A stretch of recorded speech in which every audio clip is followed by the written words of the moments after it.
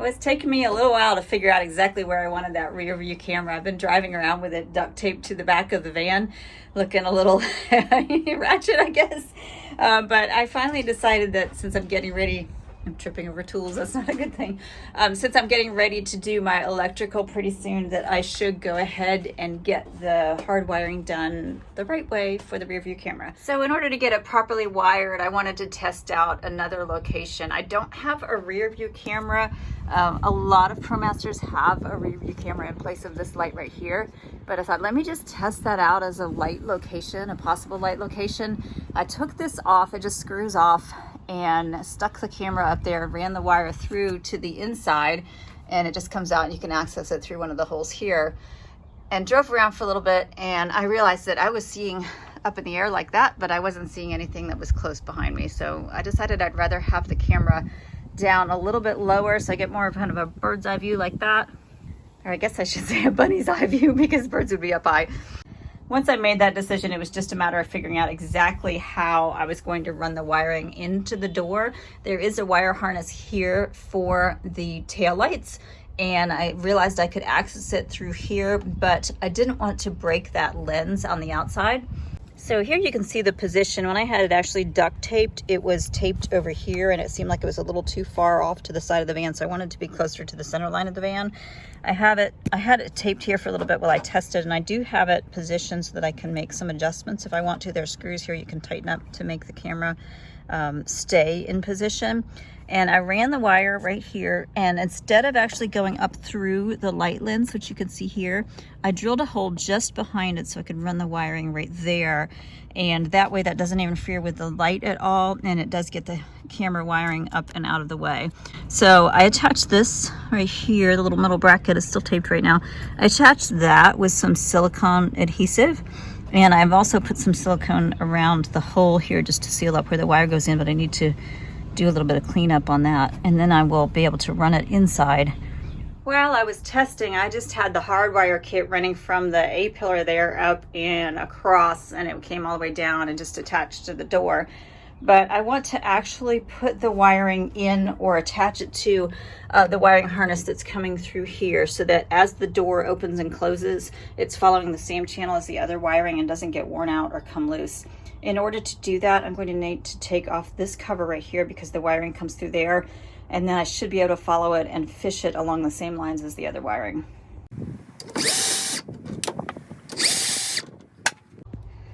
Now that I've got it open, I can see that this cable set goes up, and I believe it actually goes all the way up here and across towards the passenger side, because there's a wiring harness there. There's also a, what do you call that, a loom that I've put up for wiring for some things, but my main wiring is actually going to come from the driver's side. So most of the lighting and also the cable for my battery charger, my DC to DC charger, is going to run down the driver's side.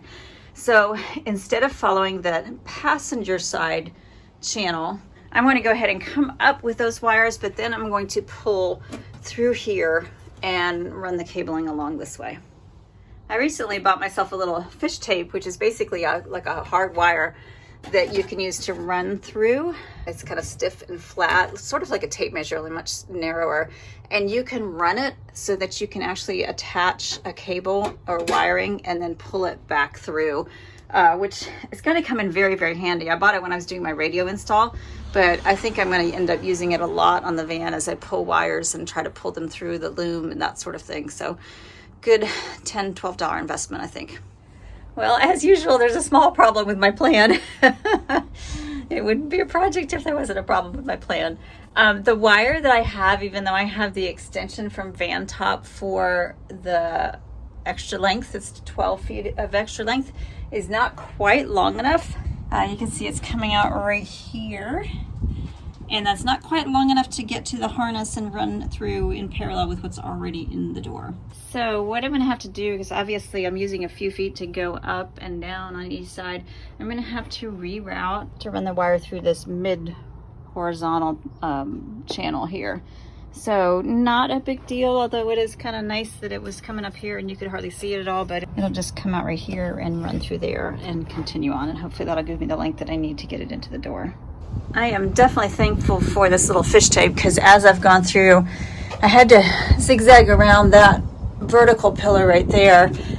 This channel is fairly well open, but when you get here, this is blocked off. So I've had to come up with the fish tape. You can see I went in here, came out, I don't know if you can see that, came out here, went up and back out. And if all goes well, as I pull it through, I've got the cable taped to the fish tape, and hopefully it'll just pull it right through to where I need to be, which is right there. All right, that piece of the operation was a success, and the next thing I need to do is get through there to here. And as you can see, these cables are all wired up in this loom and protected so that when the door closes, they don't get smashed. I'm not really sure how to access that. I'm gonna have to figure that one out, because I can go through there and through the pillar, but I'm afraid every time the door closes that the wire right there, even if it's taped to this loom, is gonna get smushed. So I'm gonna do a little investigating.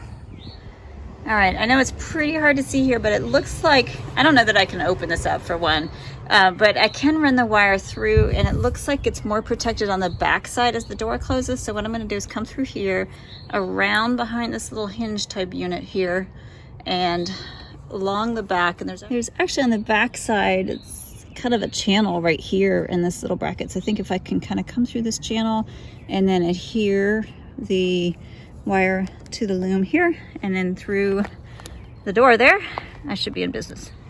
Well, it was a good plan. It just didn't work out. You can actually see through here to putting my hand through. That's where I wanted the cable to come through, but the attachment, this little doodad, this wider part is just a little too wide, and so I can't get it through. So I could maybe cut it and reattach it. The other option, I guess, would be to go ahead and just attach it and leave a little extra here, but I'll have to be very careful opening and closing the door to make sure that that doesn't come undone. So cutting the wire and making another connection might be the best thing to do. But I will do a little research, because I'm sure somebody else has had this problem before, and odds are pretty good that somebody who's had the problem before has also shared the solution on YouTube. I decided not to sleep on my solution. I'm actually going to, well, I've already done it.